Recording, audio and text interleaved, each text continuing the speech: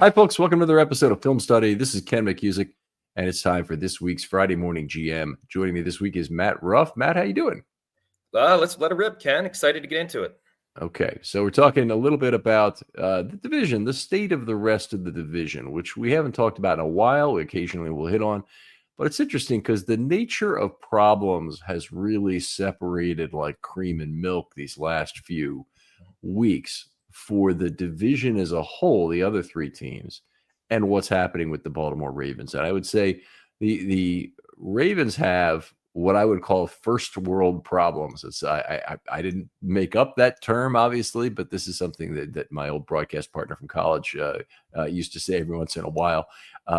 These are the problems the Ravens have are problems of an elite team. You know, they're still trying to plug a few holes. The problems of the rest of the division are very serious and sometimes structural issues that may take years to overcome. If we're not talking Cincinnati, it's the lack of a quarterback for more than a one-year Band-Aid at quarterback. If we're talking about Cincinnati themselves, they have some serious structural issues, some serious, I think, issues with the team in terms of what their direction is, both in terms of how they're managing their weaknesses, but also in terms of how they relate to the rest of the league in terms of fairness to the players. So we'll go in and get into a lot of that. So Matt, how you been doing? I haven't talked to you in a while. Ken, I'm doing pretty well. Been traveling a lot. Been hoping that the O's could have converted a few extra wins over the past couple weeks. So this season obviously has been dampering a little bit. They're definitely playing better, but they dug themselves such a big hole that I'm not sure it matters at this point. So interested to see if they can really get super hot before the trade deadline or what they do there. But other than that, really looking forward to football season kicking off. And I think we have a really, really good team here and should make for a fun season if we get some injury luck. Yeah, the Orioles, a team with second world problems, I would say. Massive injuries on the pitching staff have been a huge set of things, and a lot of those they take more than a year to rebuild. Because I'm waiting for the shoe to drop on Grayson Rodriguez and to hear that he's lost for the 2026 season. But he may have deferred surgery for whatever reason. But it's never a good thing when a pitcher has a no specified return timetable. So we'll see how some of this plays out. All right, returning to the AFC North, though, let's start with the Steelers because they've made a lot of recent news, and we, of course, want to hit on the trade. Since the last Friday Morning GM was recorded 3 weeks ago, they made the Aaron Rodgers signing, which is an interesting one. I don't think we need to go into it any further. It's been kind of beaten to death, but clearly Rodgers a one-year Band-Aid for this Pittsburgh team, maybe not even an inappropriately priced one-year Band-Aid. I heard it was supposed to be something like $10 million he signed for. Yes. Yeah, I think, like you said, don't want to beat Aaron Rodgers to death. I'm not going to write the guy off. He's in his 40s, had an Achilles injury, but he's one of the most talented players I've ever seen. I think that hopefully he's someone that we don't have to worry too much about.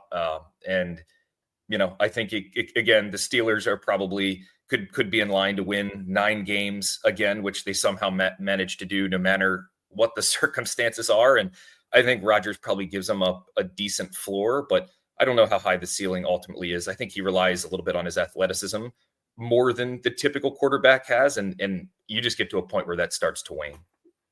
There's a system in gambling that everybody knows what it is when I describe it, but it has a name. It's called martingale. And basically the system is this. You bet 1 unit, and if you on a 50%, roughly a 50%, usually like a 48% chance or a 49% chance of winning the bet. You bet 1 unit, and if you lose, you bet 2 units. If you lose, you bet 4 units. If you lose, you bet 8 units, etc. And then in the end, as long as you get a win eventually, you win 1 unit. That's kind of what the Pittsburgh Steelers have looked like the last decade in terms of they've been playing a martingale system where they win 1 unit a lot of years. That doesn't win the whole championship for you ever, but they oftentimes they'll be a little bit over 500. And a lot of their decision making seems to be structured at that. It's something I don't like as a way of approaching football. I like what the Ravens have done in terms of maintaining high quality and still not spending it all in 1 year, as folks who've listened to this show know. But the Steelers, they really have just without a quarterback, it is so hard to get things fixed. They really need to figure that out in 2026 before I think they can really be taken seriously again. Yeah, for sure. And I think that the defense only lasts so long in the NFL, right? The Steelers have certainly had their fair share of elite players, but at some point in time, you can't count on TJ Watt to be ripping out 12, 15, 18 sacks a year. Cam Hayward, an incredibly underrated, really, really good player. I think he might be 36 or something at this point. So, unless they can truly replace all of that talent, and it's mostly going to have to be through the draft, they're not going to be able to get by with the, Mason Rudolph, Duck Hodges, whoever they've really had over the past few years, even, Russell Wilson. You can only get by with that when you have such elite defenders.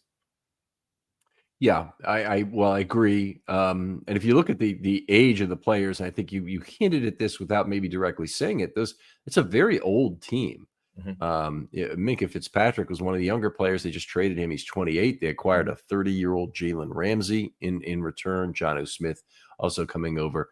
And their younger players tend to be some of their not good players. So Patrick Queen last year was only 25 years old, for example. TJ Watt was 30. And they have to make a decision on extending him now. Watt is not happy with his current contract situation, which sounds a little bit familiar with another team in the division. They do have Joey Porter Jr. is 24 or was 24 last year. And going through the rest of the team players, Deshaun Elliott was 27. There'll be some remaining play, but he's now a market value player at this point. They let Landon Roberts go at 30, which was probably a good move, but he was their one really good tackling inside linebacker. They have Cam Hayward. It was, what was he? 35.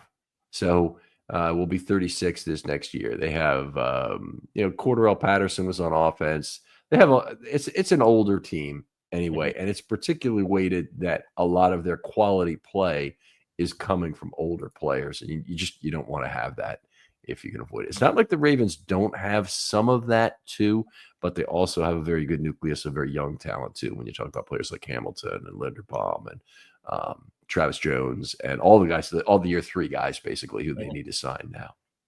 Yeah, for sure. Okay, so the trade itself, they acquired Ramsey. Now, the first thing that strikes me when Ramsey is he's been a malcontent for most of his career in terms of wanting more money, not thinking his contract really pays him correctly. And he comes to Pittsburgh. The very first thing he did was demand a $1.5 million increase for 2026. I don't know if that was to approve the trade, if he had a no trade clause or something, or what the reason for it was. But he signed actually through, I think, 2028. And what that tells you, and that, he'll be 34 years old when that occurs in his last season. What that tells me is the Pittsburgh Steelers can count on a holdout. They've become have taken on a lot of holdout risk with a player like Ramsey, who pretty much will want to negotiate a new contract if he has a good year, because all of those prorated signing bonuses the Dolphins paid are now no longer at risk to him. Right.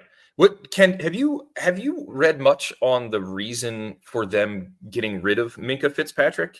I always thought he was one of the few centerpieces they had. I just think it's an interesting trade to go from a younger player to an older player, especially when the younger player is a safety, the older player is a corner, right? Typically the aging curve, you would want that to be the inverse, right? So, the thought of having even a 33-year-old corner, I get that Ramsey may be one of the best to play the position, but the players are so fast and athletic these days. I have a hard time thinking that someone could really play corner well at the age of even 33 or something to that effect.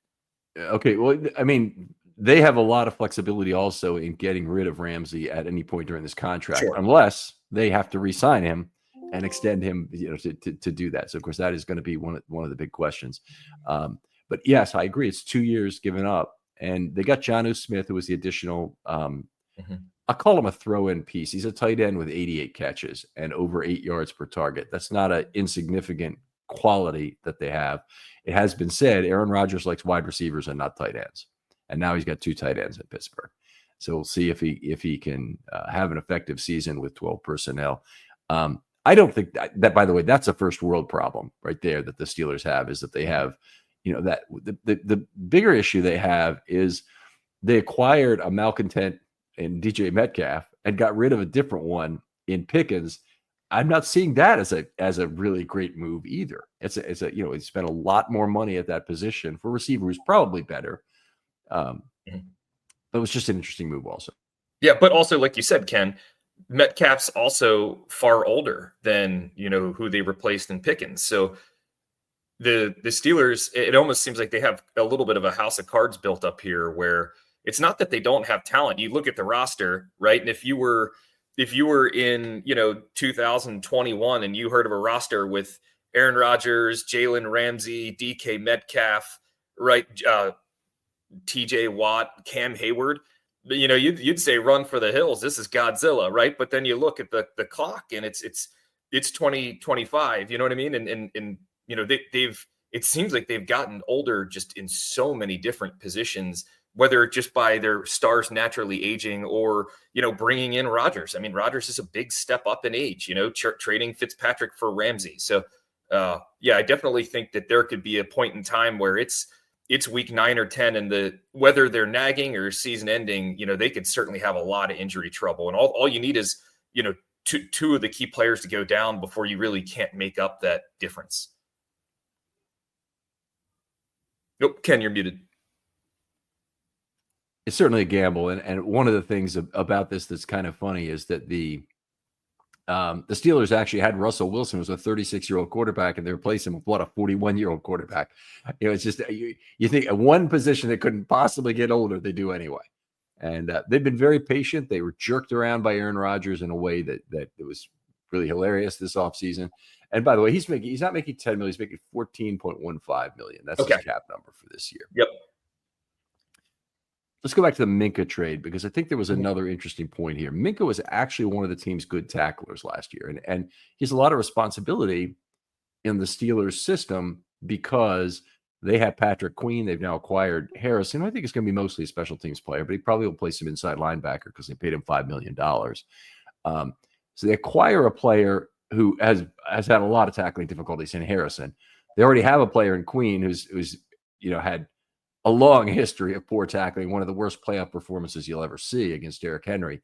And they really needed their safeties to be good behind them. And maybe Jalen Ramsey will move to safety on a lot of plays.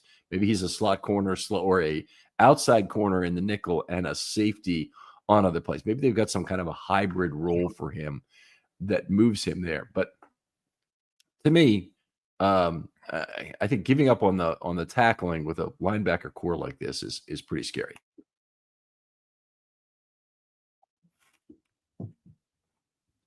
Yeah, I definitely agree with you there, Ken.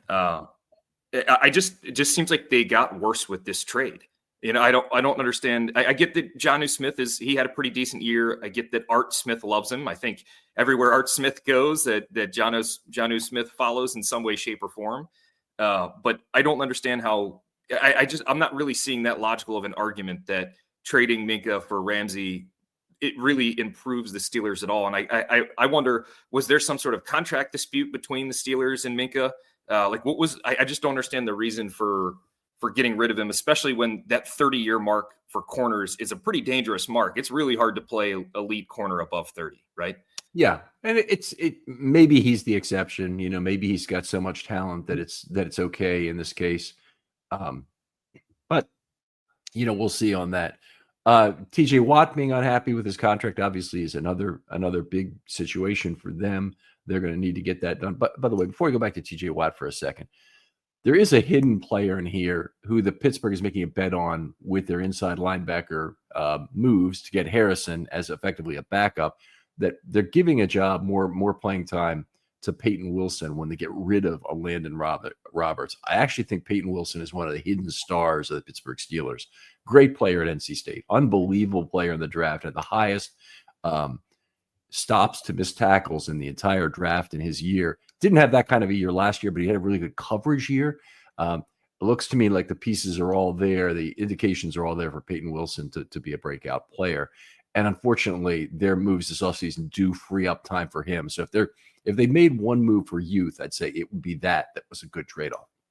Yeah, I think Peyton Wilson was a great pick. You really keyed me in on him in the draft process the other year. I think he's a player who can make a really solid step forward this year.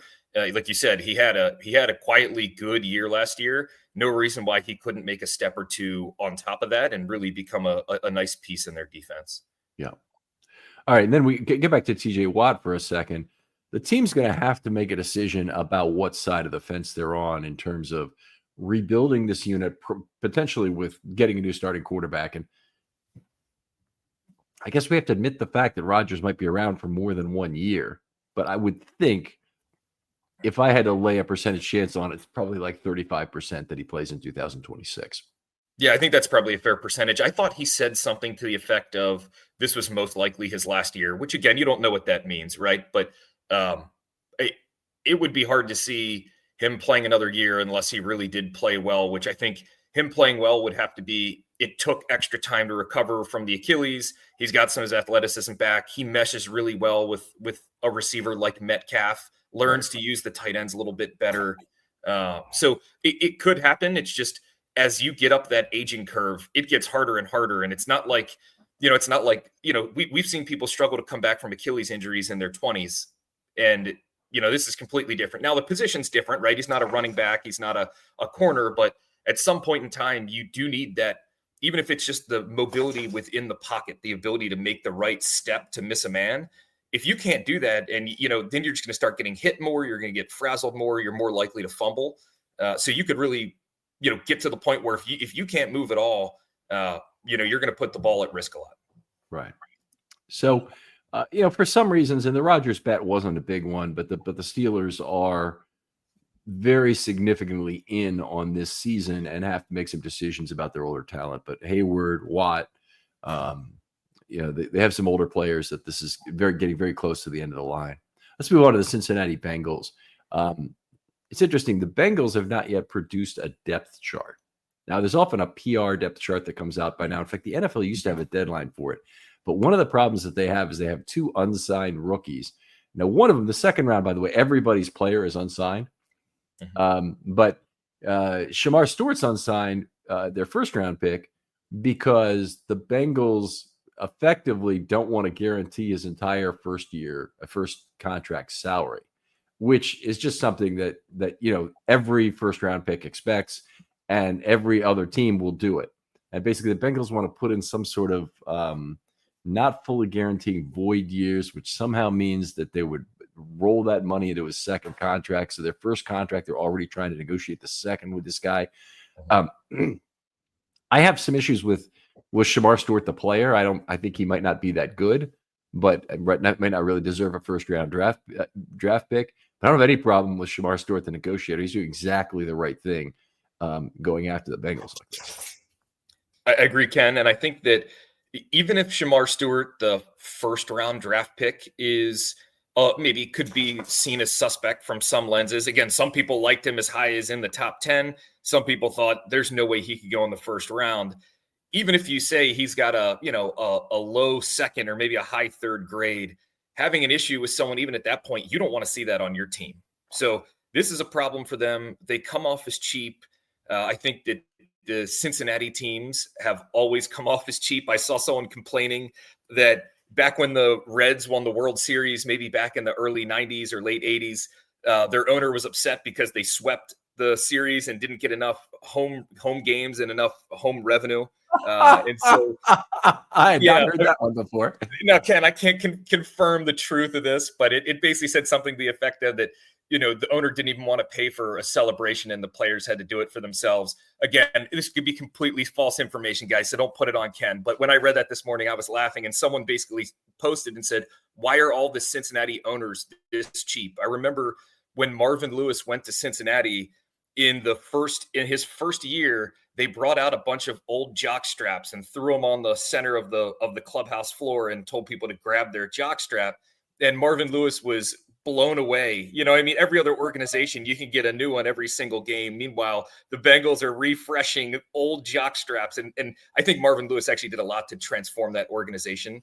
So a lot of credit to him. But it's just this is just another example of why make this argument? Why show people that you're this cheap? I'm cheap by nature. I hate spending money, but there is a way to do it and not do it. And you can't just piss everybody off and not guaranteeing 4 years of your first round picks contract.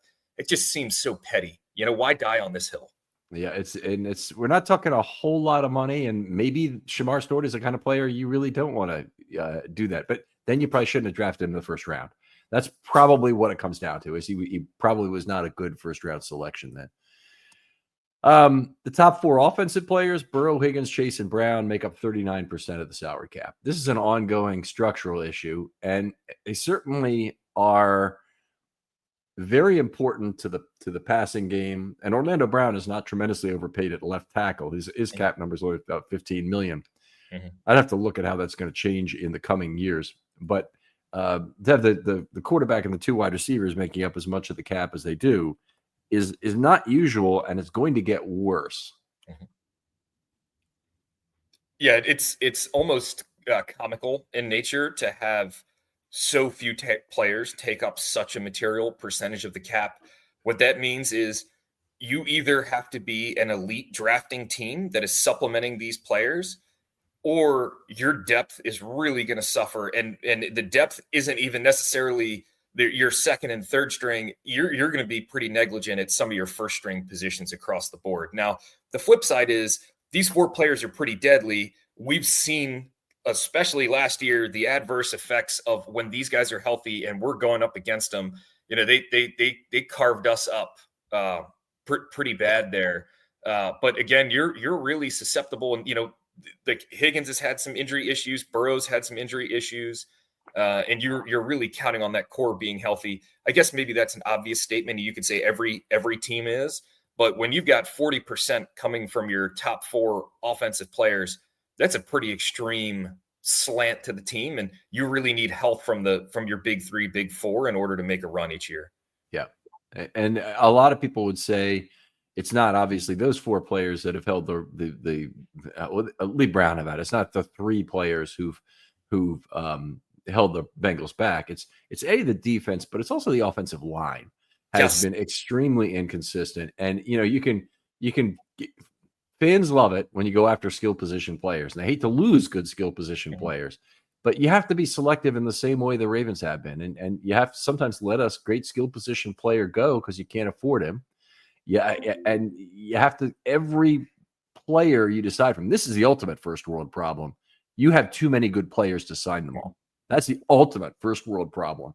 And the Ravens are in that right now for the 2026 season. They're not going to be able to retain everyone. Adafe may walk from here, and they may have to decide he's the guy they let go. I shudder to think it, but Travis Jones may have to be a guy they let walk. Tyler Linderbaum could walk if the salary demands don't fall in range. They're not going to lose Hamilton. I think that's for certain. I think the Ravens are committed to sign him, but Isaiah Likely might walk. I mean, that's the first world problem. That's the heart-wrenching problem that the really good drafting teams face. And the Bengals are not in that position. By the way, the Bengals still have $32 million of cap, which is another thing where fans maybe should be a little upset about them not putting more into a 2025 run, when I think they're about the 7th best team in terms of odds to win the Super Bowl this year. Yeah, I think that the thing that has made football more fun to me than baseball, I'd say I probably love both equally, is football gives you as close to an even playing field as possible with the salary cap. And there's a lot of good players. There's a lot of mediocre players. There's a lot of depth players. And the Ravens use every drop of money that they have to try to piece the roster into a championship level roster. The thought of having 32 million in effective cap space, you probably want 10 going into the season, right? Give or take, maybe it's 6, maybe it's 12. I'm sure Brian McFarland has a better estimate there, but 32 is a bit ridiculous, right? And it goes to show you left talent on the table. Yeah. I think 6 million, if you don't want any surplus, is enough to get you through the season. And in particular, because you also are holding on to a couple cards in terms of restructures that you haven't done yet. Right. And so you have the ability to create more cap. That all that's fine. And deficit spending is the team we're going to talk about next. That can get you into a lot of trouble. But the Bengals have. It's weird because being cheap is not a first world problem. It's a more bigger structural problem because a whole bunch of players don't want to play for you if you're in that position. And not only that, it encourages players to hold out. So, a player like T. Higgins, a player like Burrow, the next time he's up, there'll be real questions about how he has to position himself against the team to do this. But if I were Joe Burrow, and even if the Bengals had always been good to me, if I consistently see them mistreat other players on the team, I'd really have to consider moving on. I mean, I know he really likes the receivers he has right now. If that were to change, I could easily see him moving on to another team. He's one of the few superstar quarterbacks that I think I could see moving on the next time around. The Bengals will do everything they can to try and hold him and use those market frictions they own, but it could very well be an adversarial negotiation the next time around. Yeah. And your point on the offensive line, again, people love skill position. It's sexy. I get it. And the Ravens maybe have lacked some skill talent, especially at wide receiver over, the tenure of the team's time here in Baltimore. But I'm pretty sure there was a game last year. I think it was the Thursday night Bengals game in Baltimore where they were running out Cody Ford at left tackle. They had injuries to Orlando Brown. I think maybe they also had Trent Brown, who was also hurt. They had Amarius Mims, who was also hurt, and their offensive line there, I think, has been a big problem for them. And so the lack of depth is certainly a thing. And if I'm Joe Burrow, I think the receivers are great, but I want to get hit less. I want to have less pressure up the gut. I think that's really important. And I think it's, like you said, if you want to have $6 million coming into the season, right, thereabouts, you probably could have picked up a couple offensive linemen, right? Could you have gotten, someone like maybe Kevin Zeitler in the past, right? Who comes in for 6, 7, 8, 9, 10 million, who's a good player, maybe a little bit older, but you plug him in at right guard for a couple of years and you don't have any right guard issues. I don't know why the Bengals wouldn't kill for something like that example. Right. Well, Zeitler is a player that team knows well too, and he's played better at some other stops during his career, primarily Baltimore. He'd be an outstanding player if they thought they could afford him, which they clearly can from their cap position. They didn't do it. They fired their offensive line coach. They fired their defensive coordinator. They just haven't made very much in the way of incremental moves at either on the defense, other than the draft picks that they've got.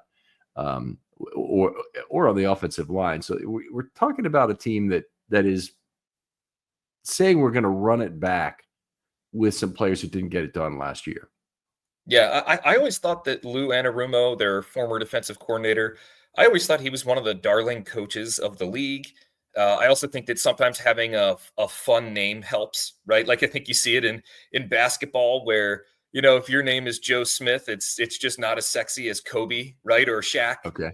But I thought Lou Anarumo really had some brand name cachet to him. And I thought he was really going to be a part of a coaching tree in the future. And I know the defense really was pretty poor, but I was surprised to see them move on from him. Were you surprised, or did you think it was just so poor that they had to move on?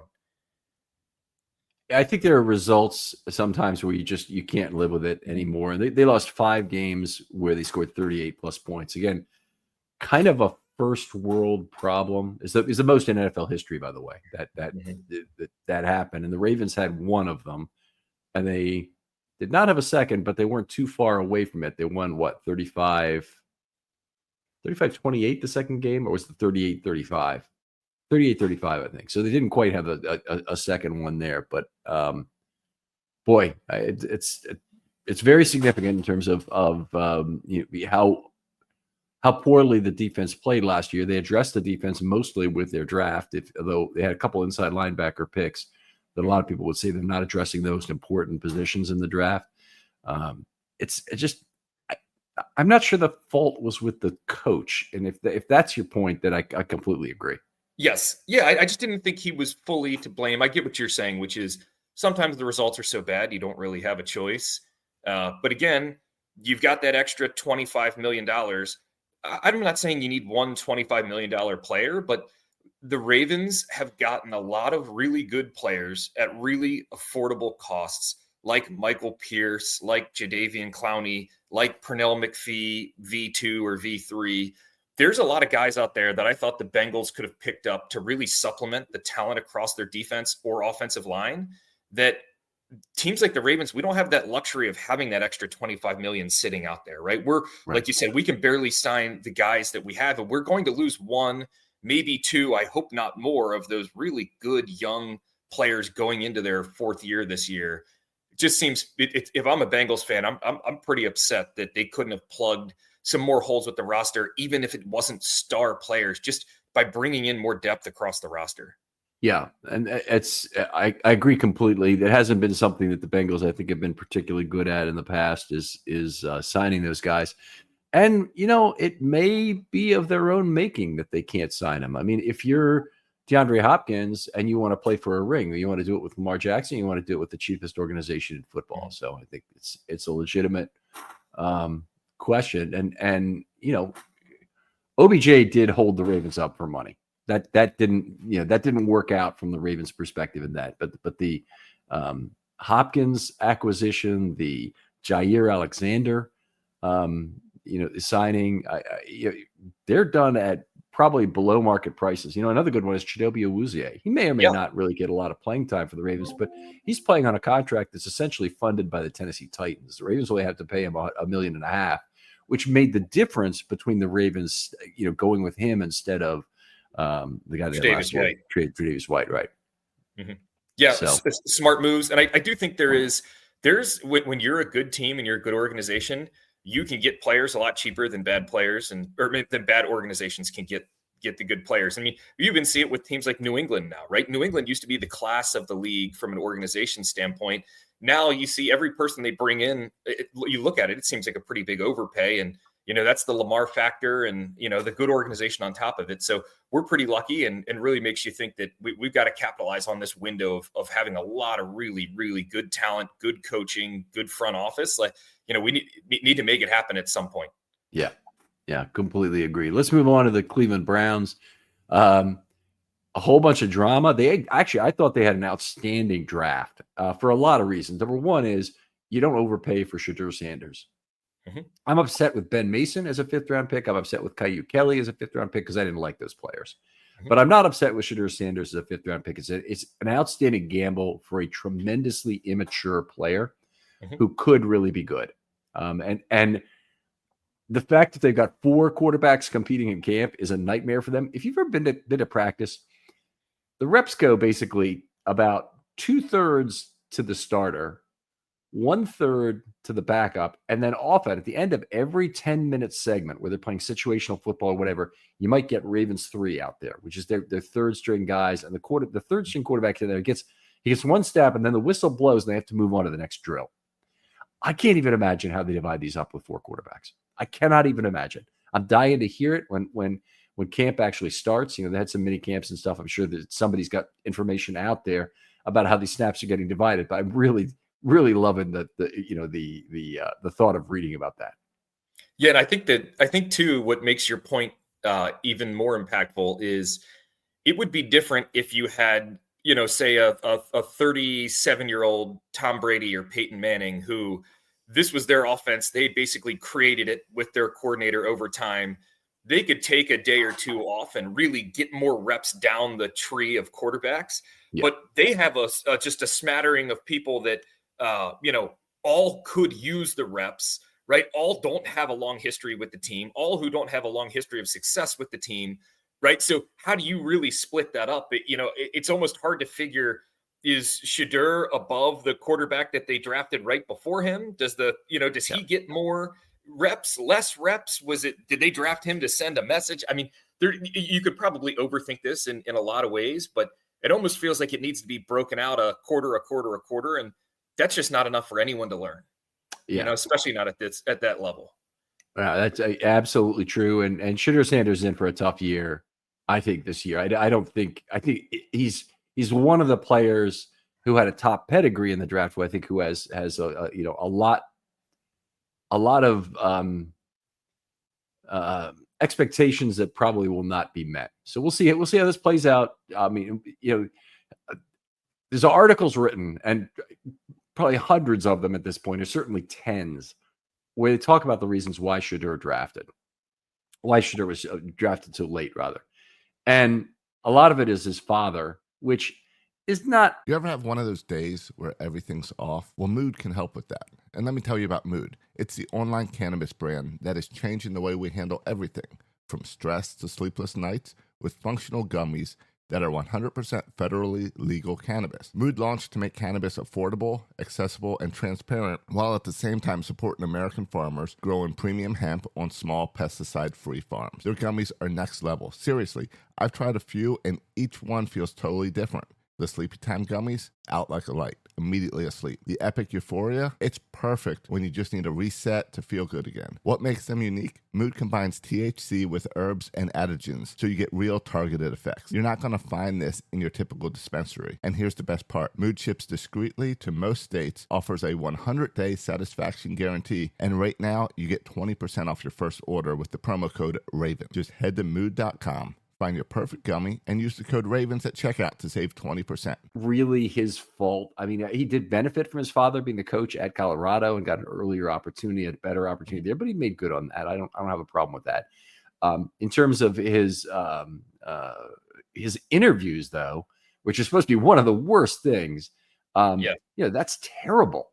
There's some mandatory team stuff he missed. It's a big NIL payment, but he missed some sort of a pregame TV show he was supposed to be on.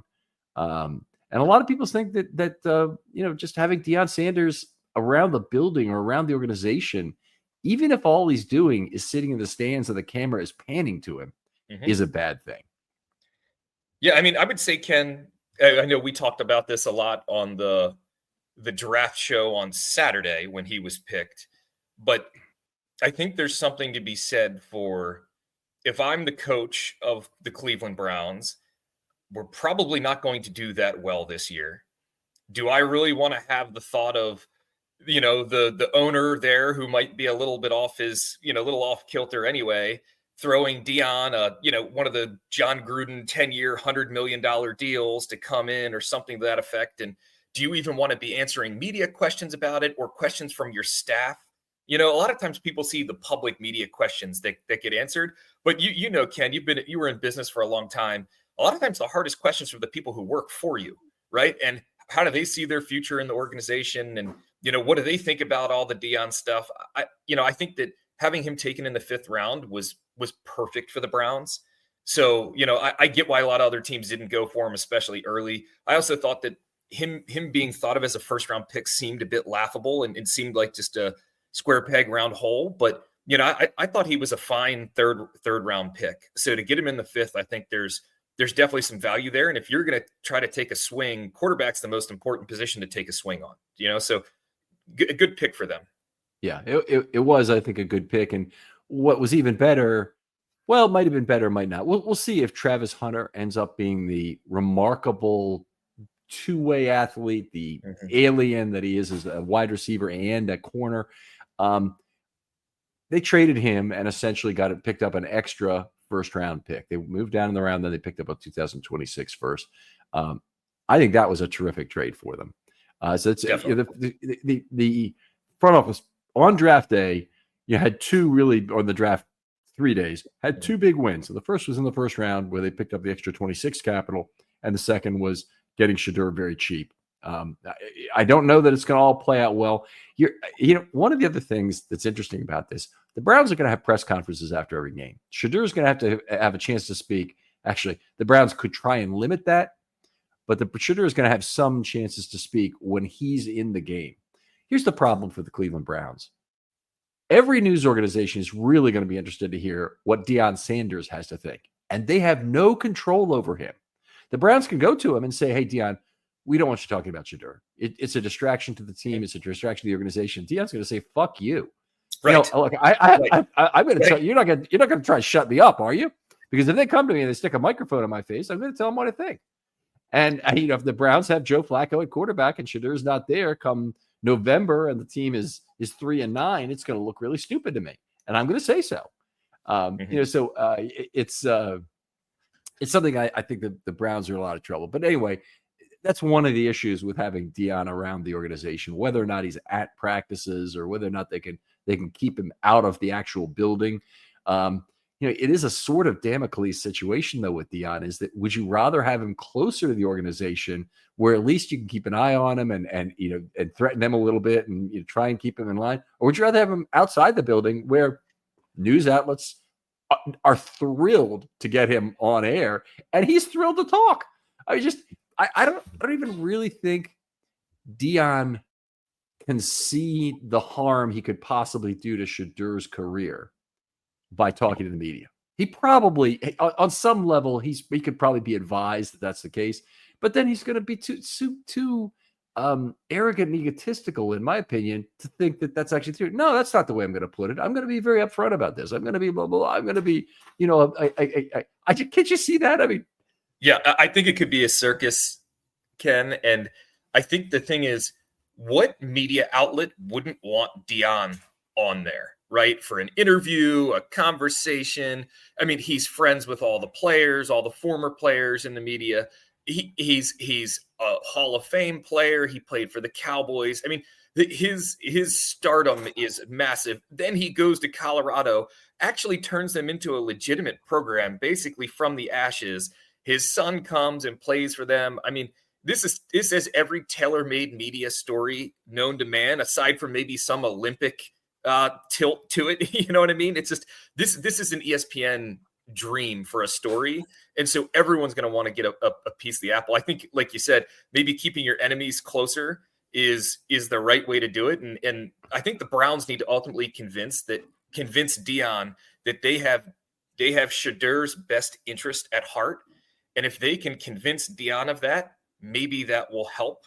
Yeah, you know what I mean? Because at the end of the day, if they can really convince it, hey, we've got a plan for Shadur, we want him to be successful, maybe that works. But, hubris, arrogance, I mean, you can only be so successful in life and not have some of it. Deion's got to have it in droves, and that's going to make it difficult. He's put it on display in almost everything he did since he was first drafted in the NFL, even before then, really. But, the best thing he can do is probably say, hey, look, I was Shadur's coach at Colorado. He was the best solution for us. The Cleveland Browns, I'm going to stay out of this, and I'm going to try and be a supportive father to him, but I don't have an opinion to give you every week about whether Shadur's playing or not. So please, you got to leave me alone in this process. I'll be at the games. I hope he plays, but, it's going to play out the way it does. He's just not capable of that kind of an answer. He's not capable of it. No. I watched this last year, by the way, and this is on 1/1000th the scale. Okay. And Qadri Ishmael is a great player who was a great father to Kadir. And Kadir had a very fine camp in terms of a lot of the things he did. He had an unreachable mountaintop in terms of making a roster that already had 3 tight ends as good as the Baltimore Ravens do, and plus Patrick Ricard. So you really have, 4 guys in that position group who were already set. So, but Qadri was on a few things locally, and they'd ask him, who's the undrafted player you really like? He goes, well, I'm biased, but Kadir looks like the guy to me. And that's fine. That's he knows how to low key it at the proud father level. And the other thing is every news outlet is not lining up to get Qadri Ishmael's opinion on his own son the way that this is the juiciest freaking story that they've ever seen with Shadur Sanders and Deion Sanders. Ken, who do you think gets if you had to, you're more of you understand the betting market better than me. So I don't know if I'm going to frame this question correctly. Of their 4 quarterbacks, ballpark the percentage of playing time for each. If you were a gun to your head, someone says, what is it? What do you think? My first answer is I'm really not qualified to make that judgment right now. I think they're no, I'm just not qualified to make it. If I had to guess who is the starter on opening day, I think there's a reasonable chance it's still Joe Flacco. Yeah, but we'll see how this plays out. Shedeur could be the guy, or they could be the guy they go to. The Browns have another structural issue, which I think we need to talk about first. That is a bigger issue. They have an enormous amount of borrowing to put together what was a fairly talented team on paper a couple of years ago. That included Deshaun Watson. It included a number of other players where they borrowed from the future tremendously. They now have $401 million of borrowed future cap space.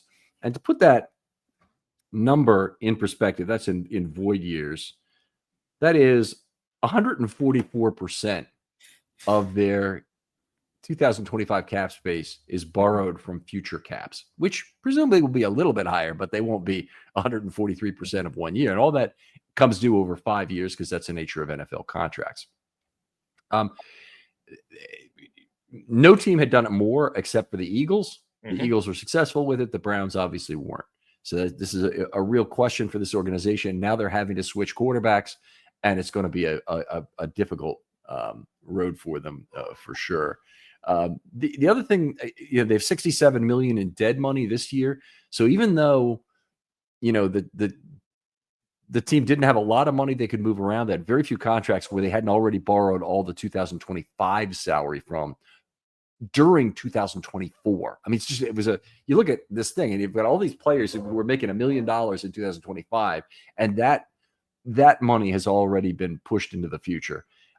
They really have very little in the way of total value that they didn't cut given the chance. And so they're big guys that are eating a lot of the dead money are Amari Cooper. It's not a particularly impressive set of guys.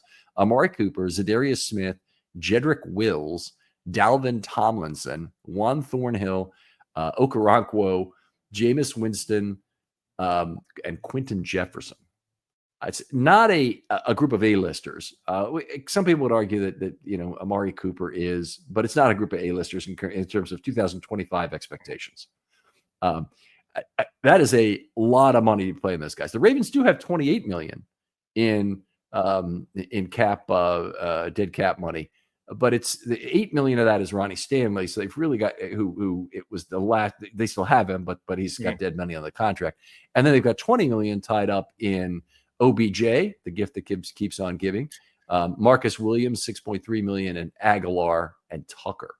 So, between those four, they certainly have some dead money.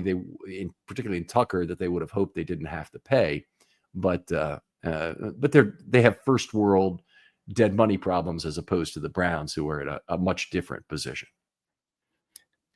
Yeah, I don't think people realize the extent of which the Browns have created a cap problem for themselves over the next handful of years. I also think sometimes people don't realize how good of a roster the Browns had built over the past few years. I mean, they really had a lot of talent. The Browns definitely gave us trouble. Obviously, the quarterback was the piece that they just couldn't figure out. And funny enough, that the times where it seems like they did figure it out was, Joe Flacco off the couch, was able to figure it out for them, which to me shows that they didn't need a top tier elite quarterback, right? They just needed someone who was really competent and could work within their offense. But they've had a lot of really talented players, and I think they really blew the window that they had. And not only did they blow the window, they've really made it hard to start a new window, right? I mean, we were talking about the O's beforehand, and while this season may be lost, right, it doesn't mean that they can't pick it right back up next season, make a few moves, and be back into it. The Browns are kind of in the opposite situation where their window, they slammed shut, and it seems like they may have super glued it shut and then nailed it shut on top of it. I mean, you really put yourself in a hard situation when you get this far behind the cap 8 ball. Yeah, it's an unbelievable mess they've created. The Saints had it a few years ago. They even had to sign some guys they really didn't want to re-sign just because there's no other way to deal with that money. But the Browns are where they are there. They've got another issue hanging over their head. The city of Cleveland has an agreement with them that they won't move out of the city. And they're talking about moving to Brook Park. Now, Brook Park is one of the train stops along the, I don't know if it's a metro or whatever you call it. It's an above ground rail line, I think. We stayed in Brook Park once to go see an Indians game at the old Municipal Stadium. Brook Park is a complete dump. I mean, it's an awful area, but I think that's one of the reasons why Haslam wants to move there is he probably wants to kind of build a city around it, the way the Atlanta Braves have, or the way that, you know, the Patriots, they have a hotel on site that's a top end hotel out in the middle of nowhere. But it's going to take, if that moves out, a lot of the reason why the Browns had that deal in place will have been negated. A lot of business will go out of Cleveland.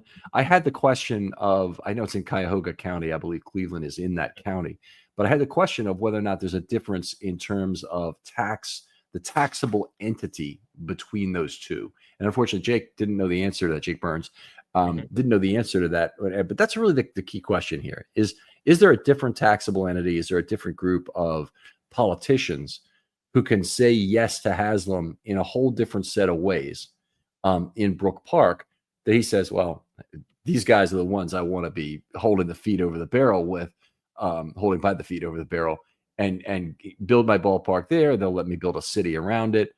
We'll talk small businesses and small business owners and minority owners and all that crap. But in the end, I'm going to own it all. And I think that's really a possibility in terms of what Haslam wants, to build a very scalable thing there. They're also getting rid of their roof, which is an interesting move. The Bills made exactly the opposite decision. They said, nope, we're keeping the field open because we think that's one of our advantages. Cleveland, not so much. Yeah, I mean, you can make a lot of money by having a stadium double as a concert venue and a venue for other events. I really like outdoor football. I think it's an advantage, especially for a team like the Bills or the Packers. I mean, how many times have we seen the Miami Dolphins have to go up to Green Bay or even Kansas City or Buffalo? And it's laughable because your body adjusts to your climate, right, to the extent that it can. And when you're in Miami in January and it's 78 degrees out, and you're accustomed to that, and then you go to Kansas City and it's 3 degrees out and the wind is blowing, it's not possible for you to adjust. I'm actually happy that the Ravens are going to be playing in Green Bay and in Pittsburgh at the end of the year, because I want them to get a little bit of a taste of the cold weather, because who knows if we could be going to Buffalo or could be going to Kansas City. Some people are worried, oh, I don't want to have to go to Green Bay in December. I said, let's go there. Let's learn. What did we do right? What did we do wrong? Sometimes it's you discovered a new shirt to wear or a different type of gloves or something, right? Like, let's learn, as opposed to, oh, let's practice at the Ravens facility indoors and not actually get forced into the cold. So I'm hoping that's a benefit for us. I get why Cleveland would want to do it to make more money, but I definitely think it's not a benefit to their team, because you can really build your team around your home stadium. Right. And it could be an attractive place to play for a future round of talent. It's not outrageous that Joe Burrow could be their first really good quarterback when his contract is up, that he'd be a guy who'd move to Cleveland, want to play indoors, get some advantages there. I could easily see that being the finals. The Browns' problems are a mix of really poor cap management, I would have to say. It didn't work out. That's what I'll say. It did not work out. They made a run at it. I hate the style of cap management. It has worked for the Eagles, but you have the Eagles and you have the Browns, and you can really see just how that how it doesn't work out for any organization that tries this. But anyway, they did have a very good draft. They have some other things in place that give them a chance to be good. And then they've got this quarterback competition, which we're all going to be just, basically eating popcorn watching this whole year as it hopefully devolves into something worse than it is even now. Ken, are you worried at all about the fact that the Ravens are using void years far more often than they have in the past? Or do you think that this is just part and parcel of having an elite quarterback and trying to capture on the 6, 8, 10, 12, 14-year window that quarterback gives you? Where do you stand on that? I know you don't like the roller coaster cap management, but I think the Ravens are doing more extreme cap practices than they have in the past. Are you good with where they are? Or are you starting to get nervous? As long as the Ravens aren't in the top 7 or 8 in the league in it, and I believe they're in the middle of the pack right now in terms of void years, then I'm okay with it. If they ended up being in the top 7 or 8, then I'd start to get nervous because I really don't like it. I really don't. I don't like borrowing from the future cap. The Ravens have some extra cap right now, and it's nice to go into the season with that and have the option to be a team that does not have to pay a draft capital premium at the trade deadline for a player you want to go on. You want to talk about going all in? What you do at the trade line is in a lot of ways more important than what you do right now, because you might be effectively out of it by the trade deadline, even if you're the Baltimore Ravens, if certain injuries were to occur. I mean, just you may not be in the position to do. So if you want to go all in, save some money. Be ready for that trade deadline, and then have the flexibility to take on a contract that's a little bit larger, and not have to pay a premium for it. And that said, they paid a premium for Roquan Smith in terms of the draft capital required to get him, and it worked out just fine. So right. They can potentially do it either way. It's just something that I would prefer them not to do. If I'm looking at the other things of the Ravens, very first world problems. They're trying to maintain the most talented roster in all of football, that's a very difficult task, by the way. Your players tend to move on, they graduate out of their rookie deals, and it's very hard to maintain that contract. But they've got the most important piece in Jackson, and they've got a number of players who are still just entering their 4th season. They have we can see the horizon, and the situation at tight end looks dangerous to me in terms of losing multiple of those guys. Andrews, Likely, Kolar, and Ricard, who were all free agents at the end of the year, losing multiple of those guys at one time. They didn't do anything to address that by a trade. But again, kind of a first world problem. It's yes, they could be in a bad situation. They've got a franchise tag they could use on Likely if that's what they needed to do. Wouldn't be too expensive. They could re-sign Mark Andrews. They could decide Charlie Kolar is valuable enough as an inline blocker. They give him a Nick Boyle type contract. They've got multiple ways they can address the thing, but I'm scared of that situation. It's the one thing on the Ravens that I think is a structural issue that I probably wouldn't have let slip to this point now. Yeah, and I think that the salary cap going up so quickly has caused a lot of agents to tell their players to wait and not search for, what you've kind of deemed as the divisible benefit contract, because, you're Josh Oliver, you could have said, hey, to, the Ravens, I'll take another year at $3 million. I'll take another year at $3.5 million. Well, no one knew he was going to be able to get, 4 years, $28 million or something. That it was 3 for 21.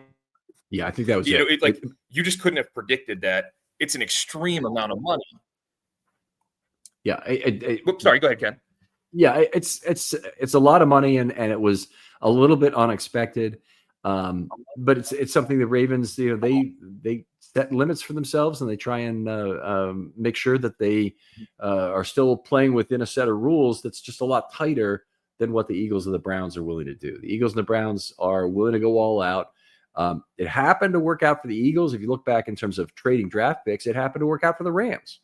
Yeah, I don't like the strategy of trading your first round draft pick. I think that you give up tremendous opportunity to have value, but the Rams made it work, and you have to give them the credit for it. It's just one of those things that now everybody can point to the cap deficit spending of Philadelphia, and for the next decade, I'm going to have to hear about that, and then I have to pull out all the teams it didn't work for. And sure. in terms of the trading the first round draft picks, not like that's an unknown strategy. You look at George Allen of the Redskins in the early 70s. It's exactly how he built a Super Bowl team. The team that lost Super Bowl 7 was very much an over the hill gang, and they extended that for years after that by trading first round picks. It's something I'm just not fond of in terms of an organizational strategy. So I'm glad to see the Ravens haven't done it. I guess if I had to pick one other thing that worries me, and it certainly worries me even more than the tight end problem right now, it's they really need to get Lamar Jackson restructured. And it has to happen before next year. And by that not happening this year, Jackson actually may be putting DaCosta's feet to the fire next year to a greater degree. Yeah, part of you thinks that it wouldn't be that hard to do this.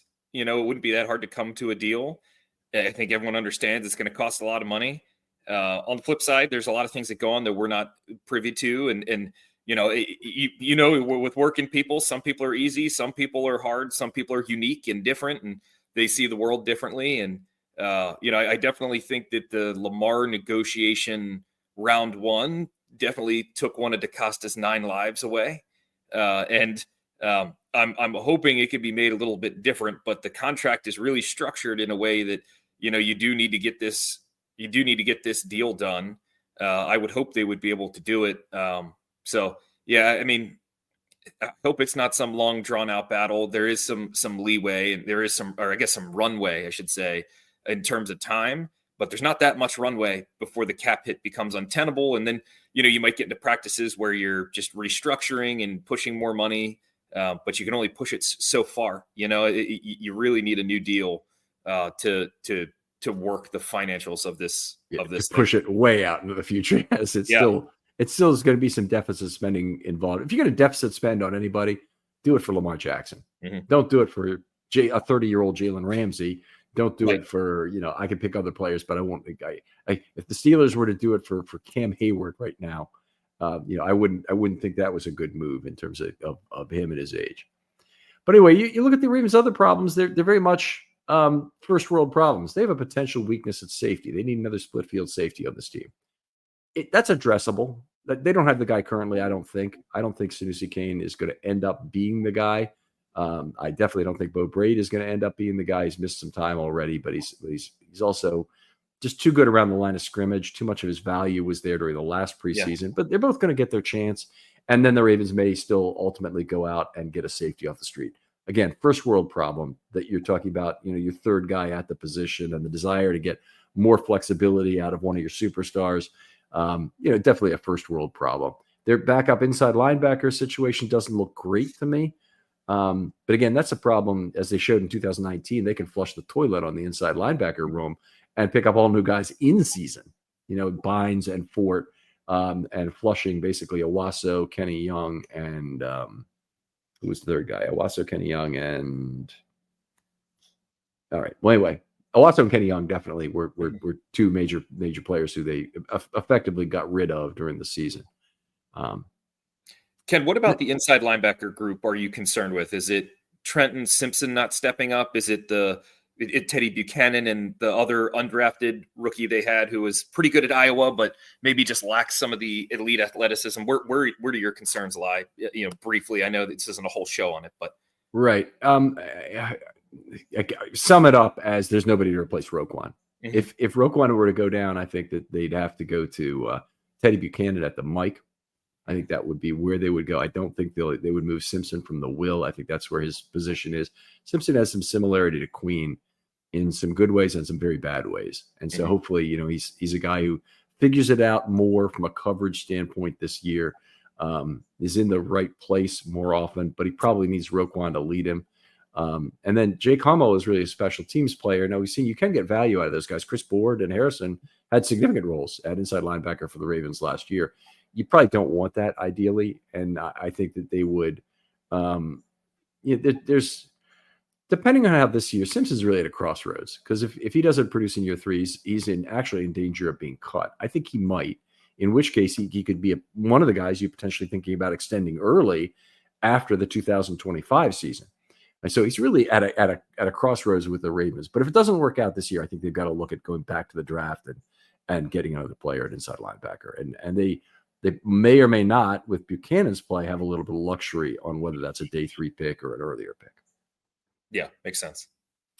All right. And then, of course, they have uncertainty on the offensive line that has not bitten them so far. They have a very inflexible right guard in terms of positions he can play, who is okay there. And you can get widely. He's the most polarizing player on the Ravens is Daniel Faalele.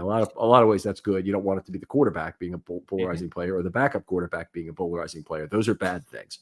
But when you're starting right guard, he's a bad run blocker and a good pass blocker. That's actually a first world problem.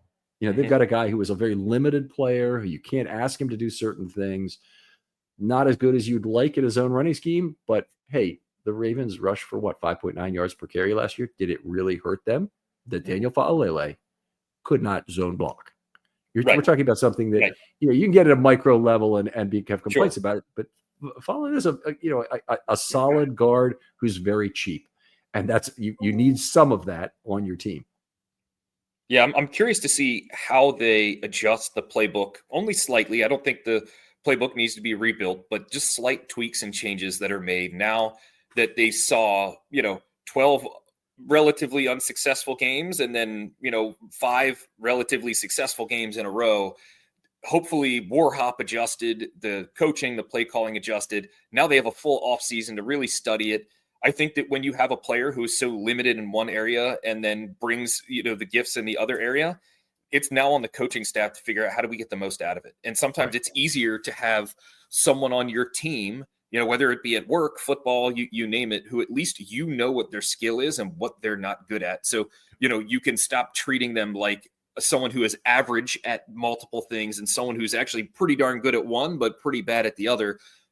You got to be able to find ways to use someone who's 6'8", 380 in a run block. That's at least passable. You know what I mean? So I hope that they've come up with something this offseason to maybe you see it just once or twice a game, but that maybe helps improve it. But completely agree. And the work analogy is a very good one there. It's very common as a manager to have people of very disparate talents. So you got to treat them as individuals. I mean, they'll succeed at what they're good at. And if you put a person who can't present, if you make him a presenter, that's usually going to fail. If you put a guy who is not a great project planner, but is a great, focus down on one element, if you put him in a project planning role, that's probably going to fail. So you work with diverse sets of talents. The Ravens have certainly got that on the roster. And Daniel Falale is probably the most extreme example. And it's been a really tough road for Falale in a lot of ways. And the relationship to Linderbaum is a fascinating one, because not just the fact that they play next to each other, but they happen to be evaluated by the most quoted system, by PFF, very differently. Mm-hmm. And Falale cleaned up his penalties in the second half of the year. He had a big problem. He played poorly in many respects for the first 14 games, but for the last 5, including the 2 playoff games, he played quite well. His run blocking is poor. Linderbaum's run blocking is excellent. It just so happens the PFF system happens to say that run blocking is more important than the pass blocking for an interior offensive lineman, and even more extreme degree for a center. Falale is a good pass blocker. Linderbaum is not, and it's something that you talk about various ways of evaluating, but Linderbaum is a player who's benefited tremendously from the PFF system being the most quoted, and Falale has been tremendously hurt by it. But I think they will eventually. I mean, we're going to see the value in Falale, and we're going to see in these next negotiations whether Linderbaum thinks he has to get Creed Humphrey's contract or he's willing to take a little less, because I think that's going to be a major sticking point for the Ravens is how they deal with that. And if they're not looking for potential 2026 solutions in 25. That would be failing in their oversight of the offensive line. Right. And the Ravens also have the interesting shapes on the right side of the line, where you have Rosengarten, who's pretty slender, Linderbaum's pretty slender, Falale is as big as one could be on a field. So they almost are the right puzzle pieces. And now's the time for the coaches to really, now you've spent a whole offseason analyzing Rodgers' play. You spent a whole offseason analyzing Falale. You know what Linderbaum brings. How do you make them the best, most effective pairing on the right side that you can? And I'm really looking forward to that. And I'm hoping that's a something that we just see one step forward this season. Great point. And it's something that Lamar makes all boats rise with how good he is. So, you oftentimes he can putty over what problems you have. Look, folks, there's no doubt about it. I would rather have Kevin Zeitler at right guard than Daniel Falale. Let me be clear about where I think he is. I think Falale had what effectively was a C- season as a whole, which I would upgrade to a C or C+ based on the order of the games, because he played so well at the end of the year. To me, that's a player you think about re-signing early. And you got to do it very carefully. You got to really make sure you can live with his weaknesses. And then he's got to say yes to it after he played his best 5 games of the year at the end and say, Yeah, I go ahead. It's the best choice for me and my family to take, $20 million now over the next 3 or 4 years, than try for a bigger number. And look what happened to Ben Cleveland or to Ardarius Washington in their respective situations. Right. Matt, always a pleasure doing this show with you. We will have Voss back on air at some point. He's been operating his restaurant, which I think has been a big success, but it certainly takes a lot of his time. I'm hoping he'll be back for the regular season. Matt, I really appreciate all you've done for this show since. You always come very prepared, and that's always a fine discussion. Tell folks where they can talk football with you online. Yeah, so you can find me on Twitter at KidRock20. All right. Other folks out there, if you'd like to do a film study short, this is the time. DM me. I've had a lot of come in, and we've been setting them up to be recorded one by one. We've done a couple already. I pimped out a couple of these shows already, but we looked at late round wide receiver draft picks yesterday or 2 days ago, and yesterday we recorded one on what was the Derrick Henry contract. So it's trying to look at it from a holistic level. There's lots of reasons why it might be okay, and there's other reasons why it might be too much. But anyway, looks at that contract and talks about what maybe we don't know about the situation that might have been hidden from the media, because both Henry and the Ravens, I think, handled that professionally very well. Anyway, Paul Seidenzall was on for that show, did a really good job. He did some other shorts this offseason. But I want to hear from you. Whatever you're passionate about, hit me up with a DM. I'll get right back to you. Matt, thanks again. All right, Ken, take care. And we'll talk to you next time on Film Study.